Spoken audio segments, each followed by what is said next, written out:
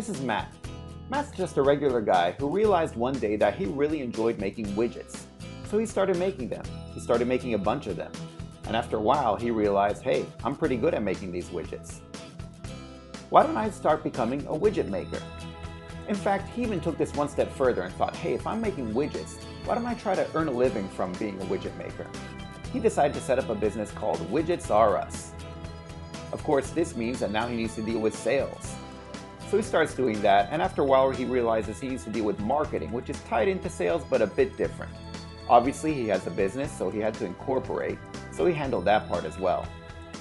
Now he needs to deal with suppliers to make sure he can get all the material for his widgets, and also clients, because that's how you make money. Unfortunately, some of these clients have problems, so he's dealing with troubleshooting for all of that that's going on. Now he incorporated, but he forgot to deal with taxes, so he's going to have to deal with that as well. Suddenly one day he realized he's out of inkjet toner, which reminds him he's really low on paper, so he needs to handle that as well. Then one day he realized that a product he thought he shipped had never been sent, which reminded him also that he had ordered another product that had never arrived. Okay, now he needs a big cup of coffee to deal with all of this stuff, but now he's getting a call from an insurance sales agent. Anyway, you get the picture. Matt just wanted to make widgets, that's all he wanted to do. But now he has to deal with all these other things that are coming his way. So what's the solution? Is there even a solution? Luckily there is. In this day and age, thanks to the internet, you can get access to all the best and brightest experts in all different fields all over the world. These experts are collectively called freelancers. And that's what this course is about. This course helps you hire freelancers so you can concentrate on your job while they concentrate on other aspects. In this course, you'll learn which jobs you can outsource to freelancers, where you can find these freelancers, how the hiring process works. You'll also learn how to pick the best freelancers and obviously how to pay these freelancers. You'll learn how to meet and even exceed expectations and what to do if they're not. You'll learn about specific examples and we'll also go through several walkthroughs. In short, you'll learn everything there is to know about hiring freelancers so you can concentrate on what you want to do, just like Matt. So who is this course for? Well, this course is for people who don't want to work in a company. Actually, I should say this course is for people who don't want to just work in a company. You can work in a company and you can have your own business on the side. It could be something you work on during nights and weekends. Or maybe it's something that you start off on the side and slowly you grow it so that it can take the place of your company job. Or maybe it's something that you take a sabbatical from your company to work on, or you quit your company altogether and then work on it. Anyway, there are many different options, but this is for people who don't want to just work in a company. Whether you run your own business full-time or whether it's something on the side or anything along those lines, this is for you. This is for people who want to do their own thing. However, you don't want to be limited. What I mean by this is there's several ways you can limit yourself. If you are a freelance designer, well then that means that you can design stuff and that's cool, but you're limited because you can only design what you have time to do.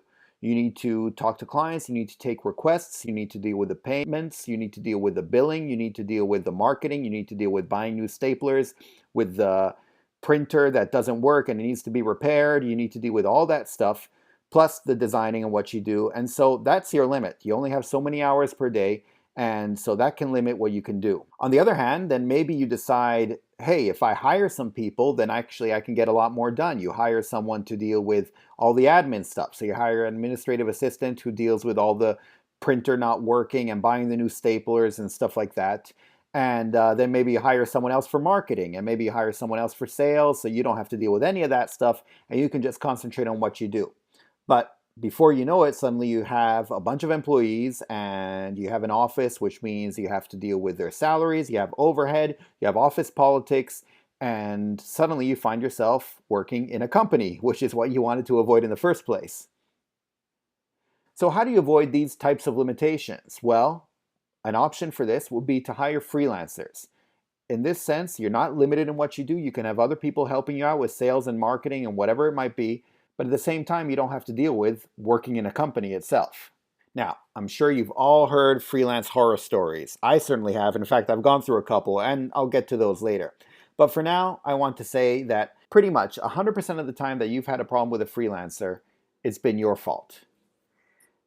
I know this sounds kind of harsh, but that's pretty much how it works. Hiring a freelancer is great, but it does take preparation and it must be done correctly.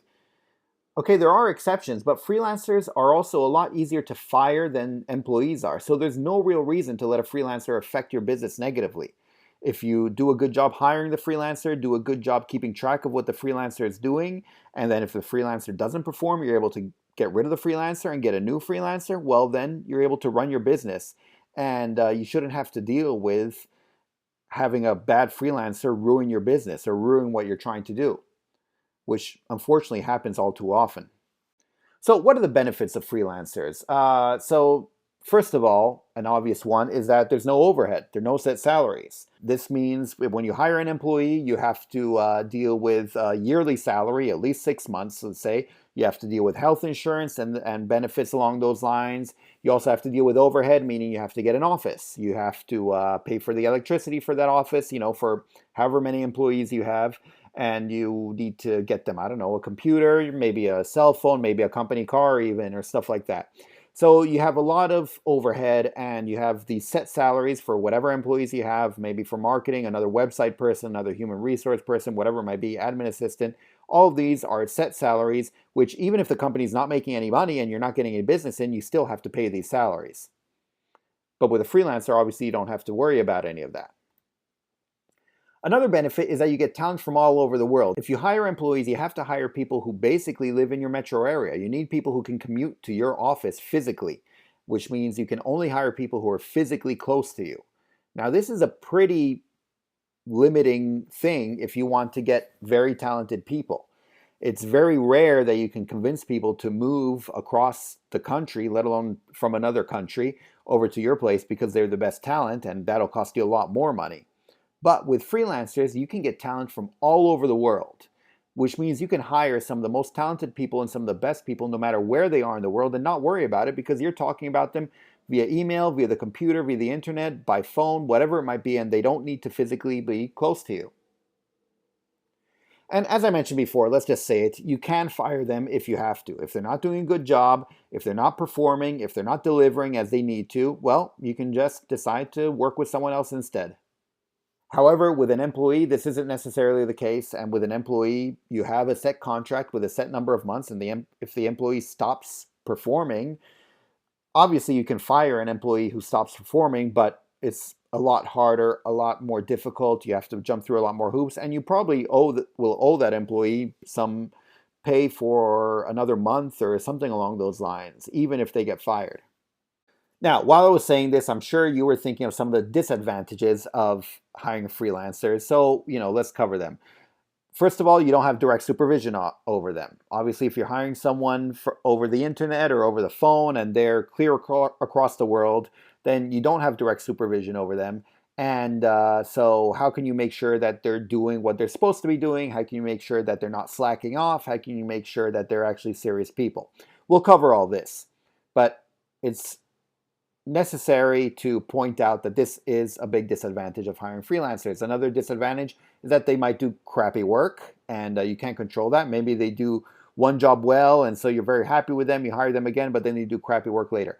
Or they might subcontract. This happens as well, where basically you hire one person who's very good at what they do, but then they don't want to deal with it or they've been hired by a couple people. What they do sometimes is hire someone else and they basically subcontract it out without telling you. And suddenly someone who did a great job before does a really crappy job now. And that's because they subcontracted it off to someone else. And who knows, maybe the person they subcontracted it to subcontracted it to someone else.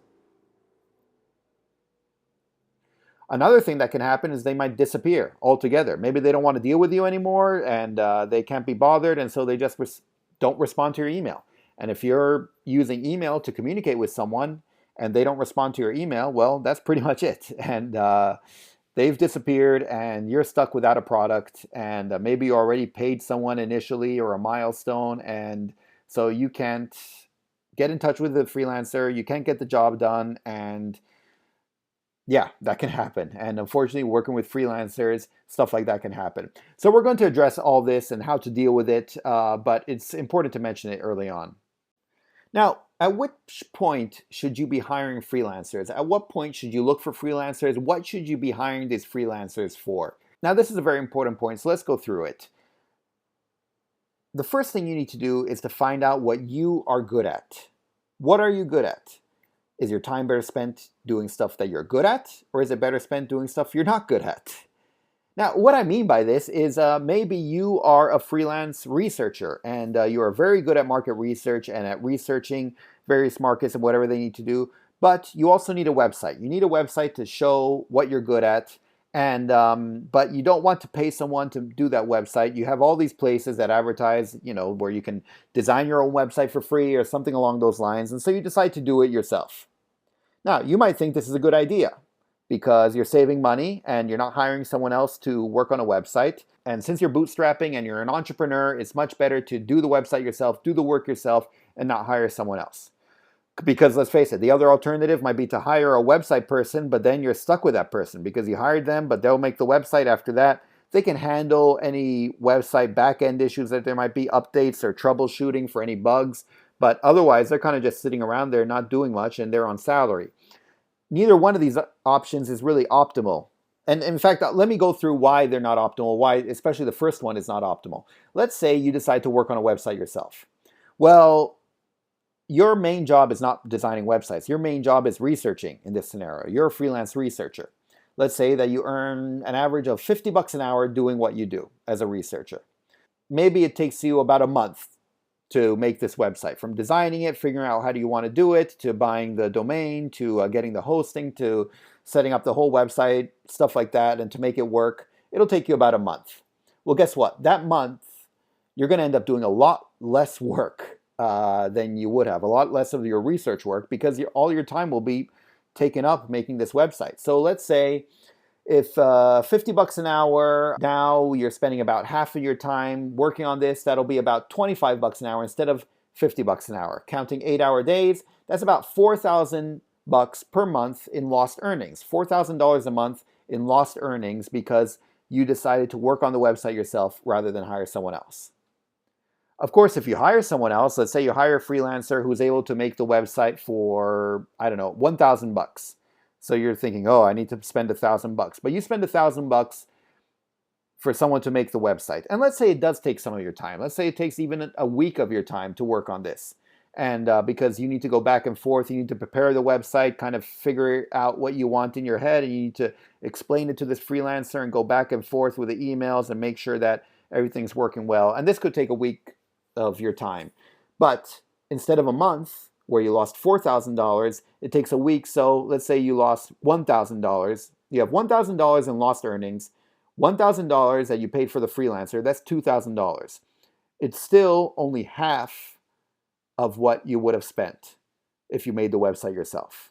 If you made the website yourself, once again, $4,000 in lost earnings. But since you hired someone and you hired a freelancer, you have $1,000 in lost earnings plus $1,000 you spent to pay the freelancer. That's $2,000 total. Plus, not to mention, you're going to get a much better website if you hire someone who's a professional website designer rather than doing it yourself. So you get a better product for half the price. I think that's worth it.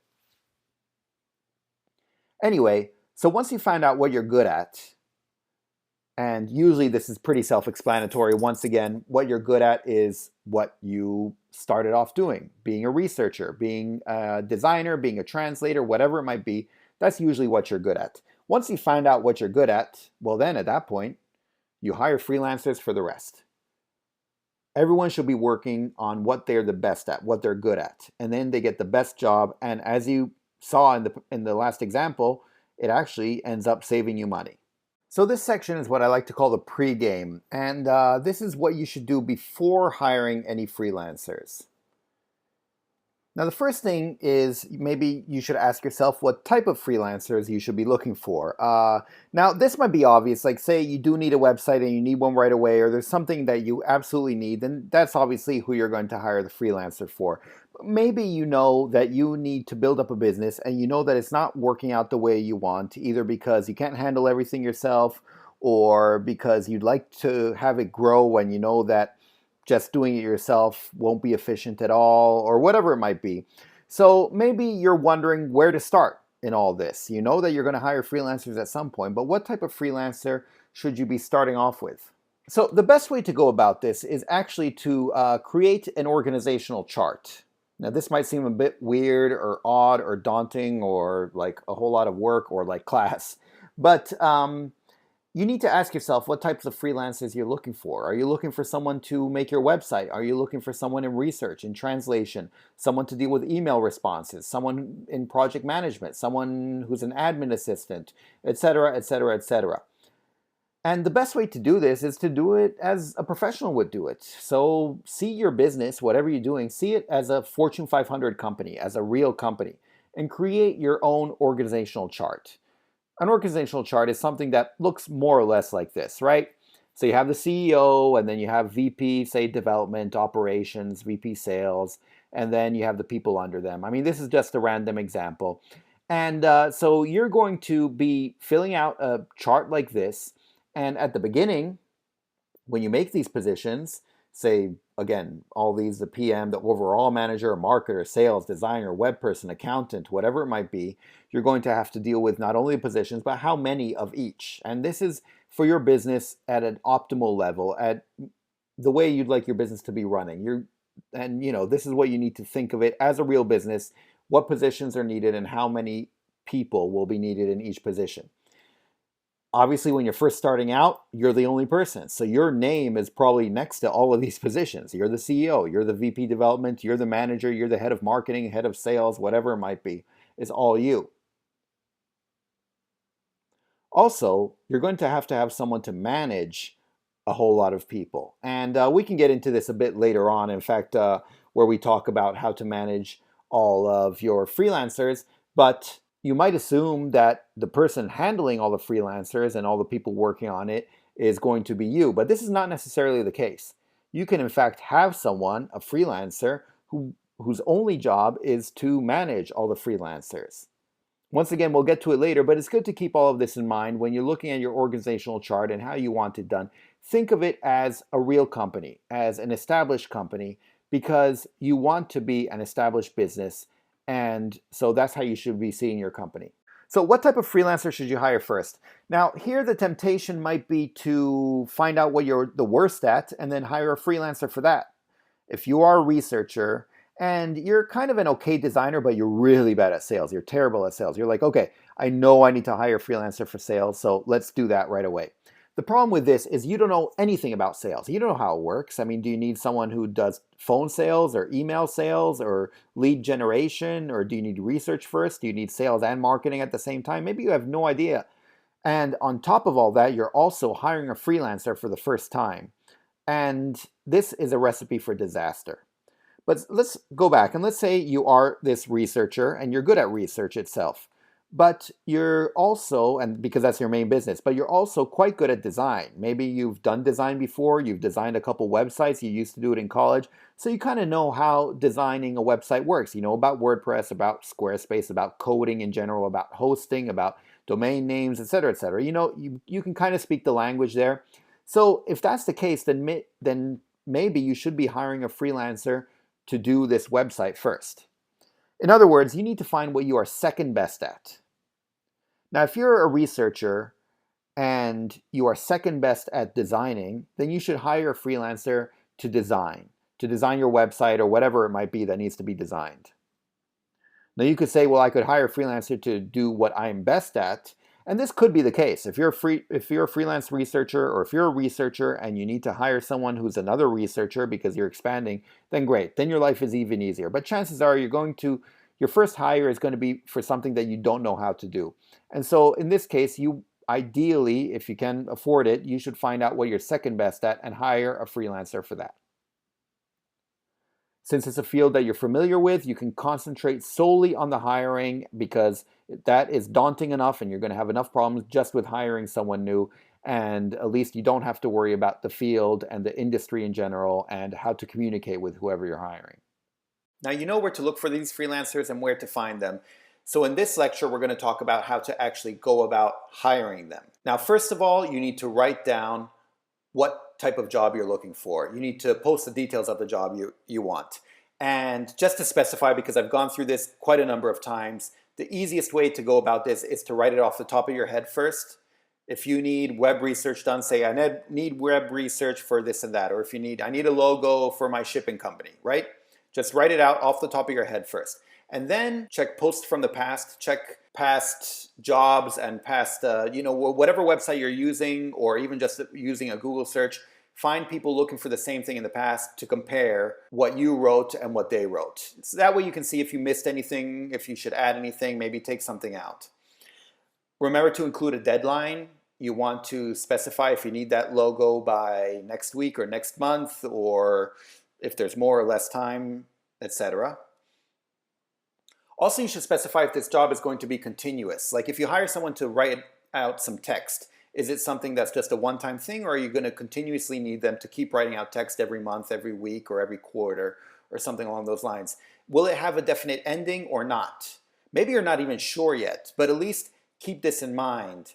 And if you're not sure, then you can start it off as one job and just write has the potential of being a long-term job. Also, and this is a pretty big thing, at least for me, don't be afraid to sound like you're talking to a grade schooler. And what I mean by this is that you provide step-by-step instructions as if you're talking, well, to a grade schooler. When I was a freelancer, this is definitely what I preferred. If people just listed everything they wanted very clearly, and so I knew what steps to follow, then that was perfect. Sometimes I really got the impression people wanted to be liked too much, and so they would just start saying, I have a great spirit, please join our team, and we'll give you a lot of latitude and leeway to express yourself, etc., etc. No, you don't need to do any of that. You really just need to list what you need, and that's it. Now, obviously, different people speak and write in different ways, so I'm not saying to sound like a robot or anything along those lines, but just list what needs to be done, and don't worry about trying to sound cool or about being liked. It might sound odd for me to say this, but I really have seen it quite a bit in the past, and so I just want to specify that. Also, be sure about the amount of interaction that's required. Ideally, you can hire a freelancer, and that freelancer will then work by themselves on their specialty, because that is their specialty, and you won't have to micromanage. So try to get your information out there at the beginning. I'm not saying in the initial post, but definitely keep in mind that you want to be able to send all the information when you first hire the freelancer, so you don't have to bother the freelancer every day with changes and alterations, etc. Now here's an example of too much information. It says, I run a translation company specializing in financial and legal translations. We have a small but dedicated team, and we really like a family, really feel like a family, sorry. So we work enthusiastically every day. We're looking for someone who can join our team as our website designer. We would like to work with someone who shares our joy and vision and can create a website that reflects this, preferably someone international so they understand different cultures and languages. If you have a background in design, that's great too. Are you kick-ass in delivery? Are you passionate about projects? Then this is a job for you. Now, this is wrong on quite a few levels. First of all, it sounds like you're hiring someone as a full-time employee, and which, trust me, as a freelancer, they do not want to be a full-time employee. They don't want to have to sit in on all your conference calls and be available 24/7 and all that. They want to be able to work on their job and move on. Second of all, I mean, I asked for someone international so they understand different cultures and languages. This really is not needed. I mean, even though I run a translation company that has different languages, I need a website designer. And when I say if you have a background in design, then that's great too. No, that's the most important thing, right? In website design, that's someone I need. So again, to me, this gives the impression that the writer is trying to be hip, cool, and trying to be liked by the freelancer, trying to be seen as a friend. That's not what you're going for. And here's an example of not enough information, which you also see a lot of. It will be something like, looking for a website designer for our agency. Limited budget. Please list references. Now, first of all, this doesn't have a deadline, and it doesn't have, any detail, even what type of agency it is. But the problem here is that you're going to get hundreds and hundreds of people applying, because they'll apply automatically without even thinking.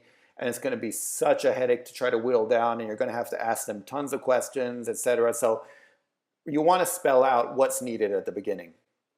Now here's an example of what I actually wrote for my website design once again. As I mentioned before, I'd been recommended someone by a contact who I trusted, And so I wrote to this designer, and this was my first contact with this designer. I wrote hello in the name.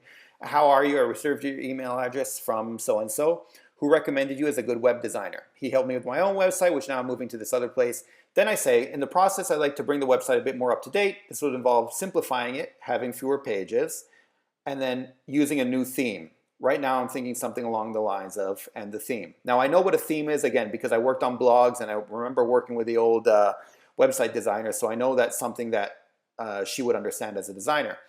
Now, my main worry is dead links, since there are quite a few links to our contact page and our application form. Anyway, I was just wondering if this is something you could help out with. So this is my initial contact to someone who I'm contacting personally, right? And I try to list out the main issues that I think will be there. And also I have an old website to show. So that helps a lot. Some things to keep in mind here.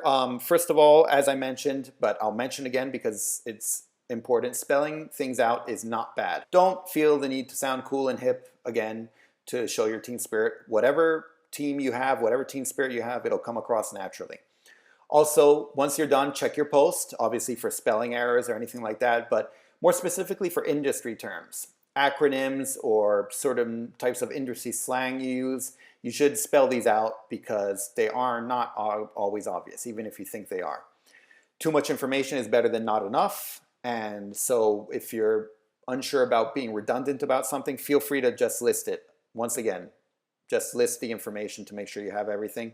If you want to feel more secure about your email, run it by someone else, like a friend or a spouse, specifically someone who's not in your industry, because then they'll catch certain terms and stuff that might not be obvious to people who are not in your industry. And remember that pretty much all these websites always let you add details later. You can also add details after you've made first contact. So don't get too hung up on this. Don't let this be a reason for delaying posting your job or anything along those lines. You want to include as many details as you can, but don't get too paranoid about it. Other things to keep in mind, if the freelancer replies you with a question you don't understand, then do some research and try to figure it out. If they say, I can do this with a gobbledygook, and you don't know what a gobbledygook is, then do some research. And the main reason for this is freelancers can elucidate, but you should not ask them to educate, if that makes any sense.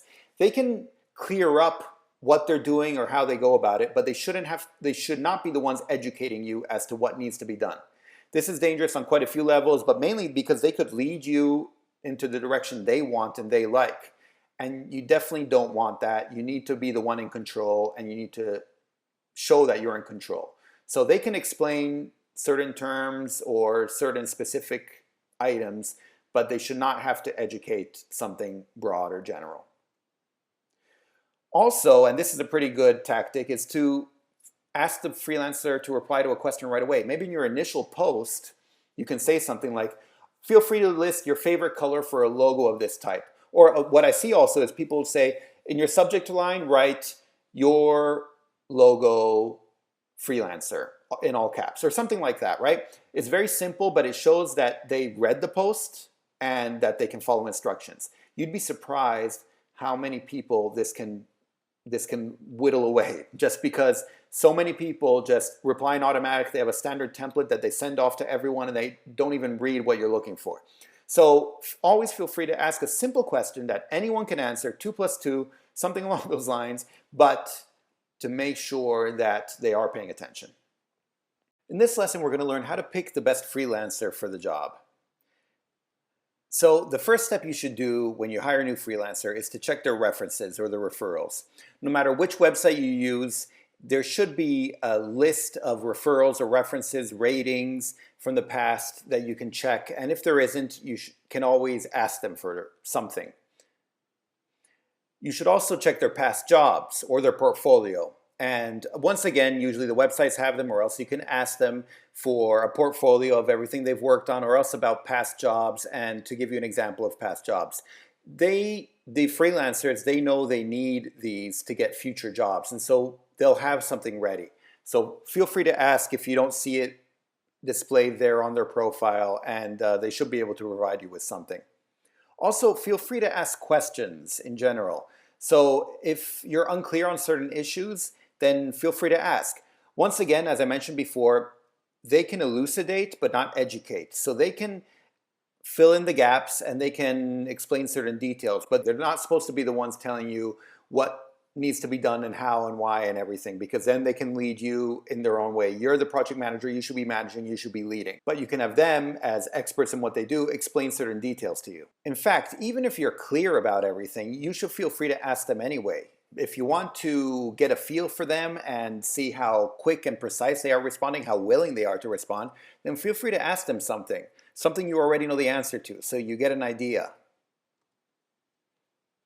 Also, always remember to ask how long it'll take. Ask them how long the process will take, or how long it'll take them to have that logo for you, or to do that research, or anyway, to have the job completed, so you get a better idea and you're not there waiting past the deadline.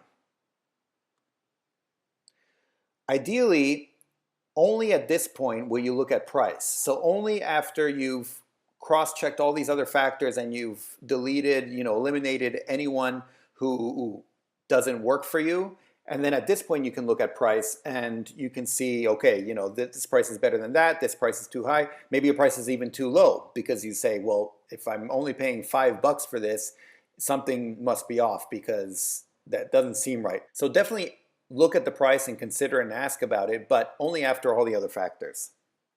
Ideally, at this point, you can whittle it down to about 3 or 4 possible freelancers. That's the ideal number to have.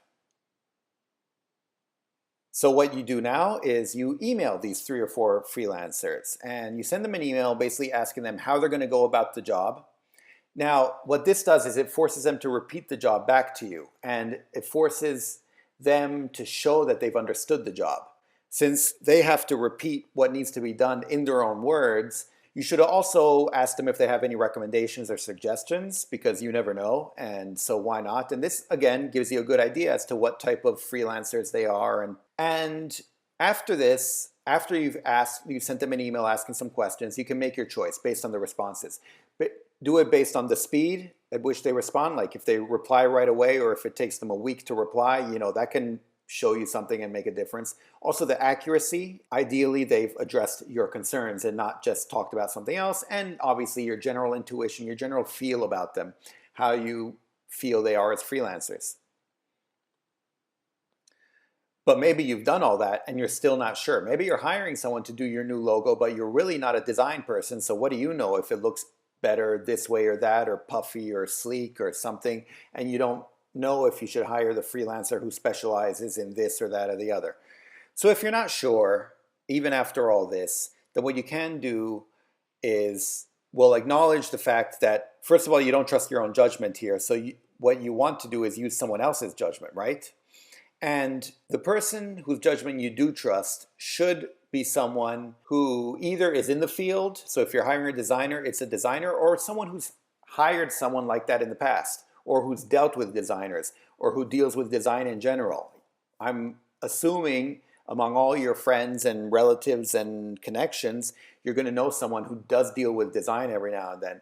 And so, email a friend or 2 or 3 and then ask them what they think. You say, hey, I have these 3 freelancers and I can't really decide which one. What do you think? Any input? And see what they reply. Now, one question that comes up is, when you do hire freelancers, should you hire them for just one job, or should you hire them for the long term? I.e., if you hire someone to do research or sales or your website or anything along those lines, are you hiring them just for one specific job, or is it for a long-term job? Now, it might be something that you know is specific, and once it's done, you don't need to worry about it ever again, in which case, fine. It's quite easy. If you just need a pamphlet done or a brochure or some design, and then that's the only time you'll need it, then fine. It'll just be a short-term job, and it'll just be a one-time job, in fact. But maybe it's something that you want more in the long term, like sales or marketing or maintaining your website or something along those lines. So should you tell the freelancer from the beginning that this will be a long-term job? Or should you maybe say it's a short-term job, see if it works out, and then say it's a long-term job? Or how should you go about it? Well, this is a judgment call, quite frankly. My recommendation here is to hire for a one-time job at first, with the possibility to continue in the future. You don't have to say anything specific. If it comes up, you can say, this might continue in the future, and then just see what happens. I mean, obviously, if it works out with a freelancer, then that's great and you can keep working with that person. If it doesn't, then you just don't contact them again. I mean, if you usually don't need to go into details. You can always say that it'll be contingent on the job existing. You can say, I want you to help out with sales and I'll need your help in the future, if I still need someone in sales, and then get back in touch with them if they're good. And if they're not, you can try someone else. Anyway, the easiest thing is usually to hire with the possibility of a long-term job, but to hire them at the beginning for just one job or short term. Now, you can, of course, tell them that it'll be a long-term job right from the beginning. In this case, the same rules still apply, but you should still just hire them for a month or maximum two to start off and see how it goes, and then decide to continue the contract. And if you want, at that point, you can set up, say, a 6 month deal or even a year-long deal or something along those lines. But at the beginning, make it shorter, and you can say it's a long-term job, but have everything have a deadline of, say, a few weeks or a month, at which point both you and the freelancer can evaluate if it's working out and then decide to continue for the long term or not.